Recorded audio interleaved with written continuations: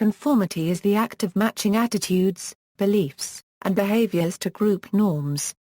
Norms are implicit, unsaid rules, shared by a group of individuals, that guide their interactions with others. This tendency to conform occurs in small groups and/or society as a whole, and may result from subtle unconscious influences, or direct and overt social pressure. Conformity can occur in the presence of others, or when an individual is alone. For example, people tend to follow social norms when eating or watching television, even when alone. People often conform from a desire for security within a group, typically a group of a similar age, culture, religion, or educational status. This is often referred to as groupthink, a pattern of thought characterized by self-deception, forced manufacture of consent, and conformity to group values and ethics, which ignores realistic appraisal of other courses of action. Unwillingness to conform carries the risk of social rejection. Conformity is often associated with adolescence and youth culture, but strongly affects humans of all ages. Although peer pressure may manifest negatively, conformity can have good or bad effects depending on the situation. Driving on the correct side of the road could be seen as beneficial conformity. With the right environmental influence, conforming, in early childhood years, allows one to learn and thus, adopt the appropriate behaviors necessary to interact and develop correctly within one's society. Conformity influences formation and maintenance of social norms, and helps societies function smoothly and predictably via the self-elimination of behaviors seen as contrary to unwritten rules. In this sense, it can be perceived as a positive force that prevents acts that are perceptually disruptive or dangerous. As conformity is a group phenomenon, factors such as group size, unanimity, cohesion, status, prior commitment, and public opinion help determine the level of conformity an individual displays. Social responses, according to Donaldson Forsyth, after submitting to group pressures, individuals may find themselves facing one of several responses to conformity. These types of responses to conformity vary in their degree of public agreement versus private agreement. First, when an individual finds themselves in a position where they publicly agree with the group's unregistered trademark decision yet privately disagree with the group's unregistered trademark consensus, they are experiencing compliance or acquiescence. In turn, conversion, otherwise known as private acceptance, involves both publicly and privately agreeing with the group's unregistered trademark decision. Thus, this represents a true change of opinion to match the majority. Another type of social response, which does not involve conformity with the majority of the group, is called convergence. In this type of social response, the group member agreed with the group's unregistered trademark decision from the outset and thus does not need to shift their opinion on the matter at hand. In addition, Forsyth shows that nonconformity can also fall into one of two response categories. First, an individual who does not conform to the majority can display independence. Independence, or dissent, can be defined as the unwillingness to bend to group pressures. Thus, this individual stays true to his or her personal standards instead of the swaying toward group standards. Also, a nonconformist could be displaying anti-conformity or counterconformity, which involves the taking of opinions that are opposite to what the group believes. This type of nonconformity can be motivated by a need to rebel against the status quo instead of the need to be accurate in a unregistered trademark's opinion. To conclude, social responses to conformity can be seen to vary along a continuum from conversion to anti-conformity. For example, a popular experiment in conformity research, known as the Ash situation or Ash conformity experiments, primarily includes compliance and independence. Also, other responses to conformity can be identified in groups such as juries, sports teams and work teams, for instance.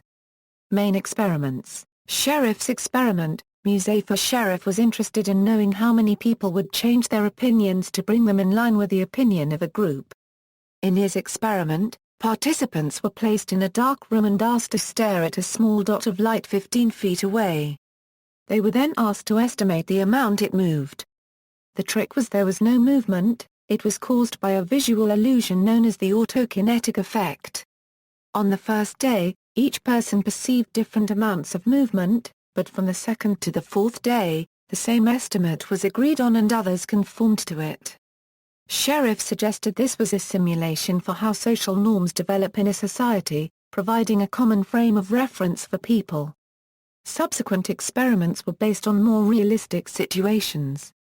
In an eyewitness identification task, participants were shown a suspect individually and then in a lineup of other suspects. They were given 1 second to identify him, making it a difficult task. One group was told that their input was very important and would be used by the legal community. To the other it was simply a trial. Being more motivated to get the right answer increased the tendency to conform. Those who wanted to be more accurate conformed 51% of the time as opposed to 35% in the other group. Ash's experiment. Solomon E. Ash conducted a modification of Sharif unregistered trademark S study, assuming that when the situation was very clear, conformity would be drastically reduced. He exposed people in a group to a series of lines, and the participants were asked to match one line with a standard line. All participants except one were Confederates and gave the wrong answer in 12 of the 18 trials. The results showed a surprisingly high degree of conformity. 74% of the participants conformed on at least one trial. On average, people conformed 1/3 of the time. However, a question is how the group would affect individuals in a situation where the correct answer is less obvious. After his first test, Ash wanted to investigate whether the size or unanimity of the majority had greater influence on test subjects. Which aspect of the influence of a majority is more important to the size of the majority or its unanimity? The experiment was modified to examine this question. In one series the size of the opposition was varied from 1 to 15 persons The results clearly showed that as more people opposed the subject became more likely to conform. However, the increasing majority was only influential up to a point. From 3 or more opponents, there is more than 30% of conformity. Varieties. Harvard psychologist Herbert Kellman identified 3 major types of conformity. Compliance is public conformity, while possibly keeping one's own original beliefs for yourself. Compliance is motivated by the need for approval and the fear of being rejected. Identification is conforming to someone who is liked and respected, such as a celebrity or a favorite uncle. This can be motivated by the attractiveness of the source, and this is a deeper type of conformism than compliance. Internalization is accepting the belief or behavior and conforming both publicly and privately, if the source is credible. It is the deepest influence on people and it will affect them for a long time. Although Kellman's distinction has been influential, research in social psychology has focused primarily on 2 varieties of conformity. These are informational conformity, or informational social influence, and normative conformity, also called normative social influence. In Kellman's terminology, these correspond to internalization and compliance, respectively. There are naturally more than 2 or 3 variables in society influential on human psychology and conformity. The notion of varieties of conformity based upon social influence is ambiguous and indefinable in this context. For Deutsch and Gar copyright Rad, conformity results from a motivational conflict that leads to the normative influence, and a cognitive conflict which leads to the informational influence. Informational influence. Informational social influence occurs when one turns to the members of one's group to obtain and accept accurate information about reality. A person is most likely to use informational social influence in certain situations. When a situation is ambiguous, people become uncertain about what to do and they are more likely to depend on others for the answer. And during a crisis when immediate action is necessary, in spite of panic, looking to other people can help ease fears, but unfortunately they are not always right. The more knowledgeable a person is, the more valuable they are as a resource. Thus people often turn to experts for help. But once again people must be careful, as experts can make mistakes too. Informational social influence often results in internalization or private acceptance, where a person genuinely believes that the information is right. Normative influence. Normative social influence occurs when one conforms to be liked or accepted by the members of the group. This need of social approval and acceptance is part of our state of humans. In addition to this, we know that when people do not conform with their group and therefore are deviants, they are less liked and even punished by the group. Normative influence usually results in public compliance, doing or saying something without believing in it.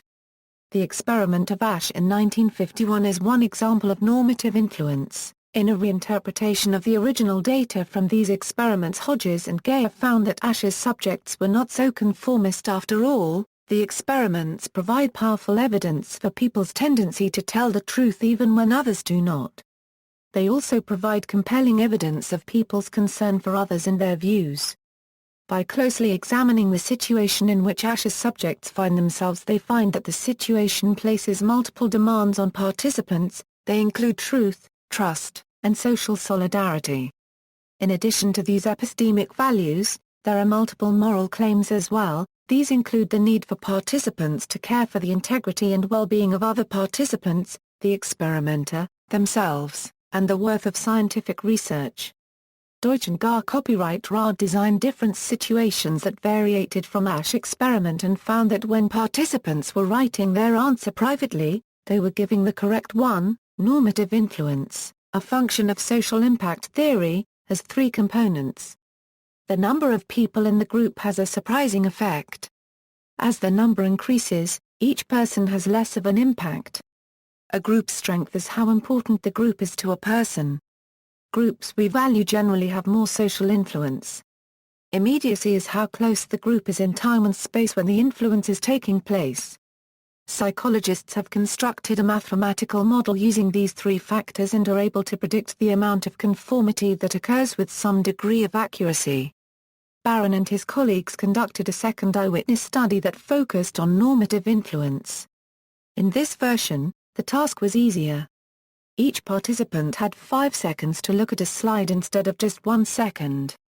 Once again, there were both high and low motives to be accurate, but the results were the reverse of the first study.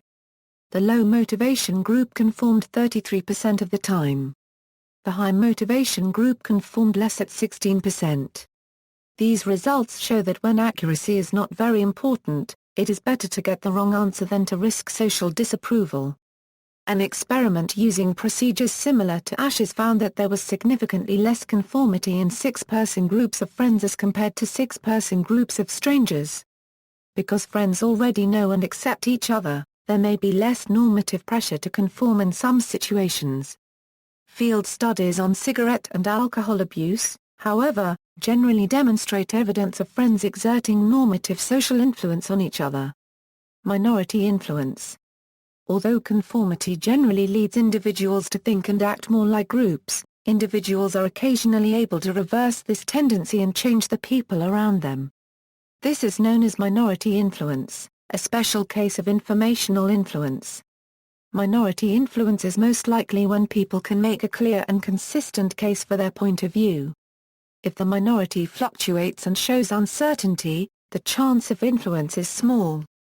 However, a minority that makes a strong, convincing case increases the probability of changing the majority's beliefs and behaviors.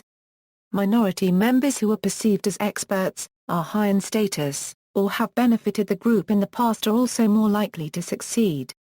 Another form of minority influence can sometimes override conformity effects and lead to unhealthy group dynamics. A 2007 review of 24 studies by the University of Washington found that a single bad apple can substantially increase conflicts and reduce performance in workgroups. Bad apples often create a negative emotional climate that interferes with healthy group functioning.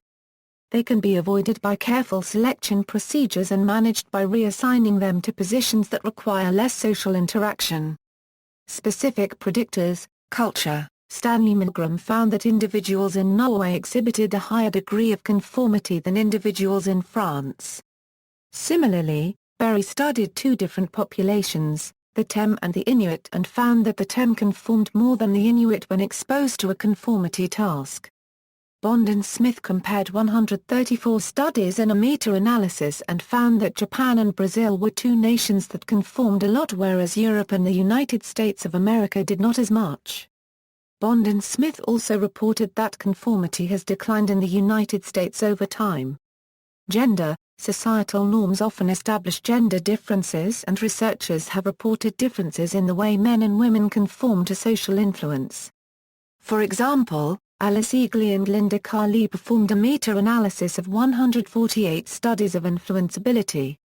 They found that women are more persuadable and more conforming than men in group pressure situations that involve surveillance. In situations not involving surveillance, women are less likely to conform. Eagley has proposed that this sex difference may be due to different sex roles in society. Women are generally taught to be more agreeable, whereas men are taught to be more independent. The composition of the group plays a role in conformity as well. In a study by Rayton and Shaw, it was found that men and women conformed more when there were participants of both sexes involved versus participants of the same sex. Subjects in the groups with both sexes were more apprehensive when there was a discrepancy amongst group members, and thus the subjects reported that they doubted their own judgments. Sistrunk and McDavid made the argument that women conformed more because of a methodological bias.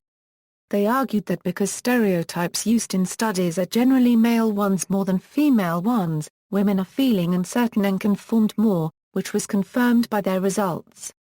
Age. Research has noted age differences in conformity. For example, research with Australian children and adolescents ages 3 to 17 discovered that conformity decreases with age. Another study examined individuals that were ranged from ages 18 to 91. The results revealed a similar trend. Older participants displayed less conformity when compared to younger participants. In the same way that gender has been viewed as corresponding to status, age has also been argued to have status implications. Berger, Rosenholz and Zeldich suggest that age as a status role can be observed among college students. Younger students, such as those in their first year in college, are treated as lower status individuals, and older college students are treated as higher status individuals. Therefore, given these status roles, it would be expected that younger individuals conform to the majority, whereas older individuals would be expected not to conform. Researchers have also reported an interaction of gender and age on conformity. Eagley and Chvala examined the role of age, gender and surveillance on conformity to group opinions. They discovered that among participants that were 19 years or older, females conformed to group opinions more so than males when under surveillance. However, there were no gender differences in conformity among participants who were under 19 years of age and in surveillance conditions. There were also no gender differences when participants were not under surveillance. In a subsequent research article, Eagley suggests that women are more likely to conform than men because of lower status roles of women in society. She suggests that more submissive roles are expected of individuals that hold low status roles. Still, Eagley and Chvala's results do conflict with previous research which have found higher conformity levels among younger rather than older individuals. Size of the group. Although conformity pressures generally increase as the size of the majority increases, a meta-analysis suggests that conformity pressures in Ash's experiment peak once the majority reaches about 4 or 5 in number. Moreover, a study suggests that the effects of group size depend on the type of social influence operating. This means that in situations where the group is clearly wrong, conformity will be motivated by normative influence. The participants will conform in order to be accepted by the group. A participant may not feel much pressure to conform when the first person gives an incorrect response. However, conformity pressure will increase as each additional group member also gives the same incorrect response. Different stimuli. In 1961, Stanley Milgram published a study in which he utilized Ash's conformity paradigm using audio tones instead of lines. He conducted his study in Norway and France. He found substantially higher levels of conformity than Ash, with participants conforming 50% of the time in France and 62% of the time in Norway during critical trials. Milgram also conducted the same experiment once more, but told participants that the results of the study would be applied to the design of aircraft safety signals. His conformity estimates were 56% in Norway and 46% in France, suggesting that individuals conformed slightly less when the task was linked to an important issue. Stanley Milgram's study demonstrated that Ash's study could be replicated with other stimuli, and that in the case of tones, there was a high degree of conformity. See also: authoritarian personality, counter-signaling, cultural assimilation, milieu control, propaganda, the formation of men's attitudes, spiral of silence, external links, references.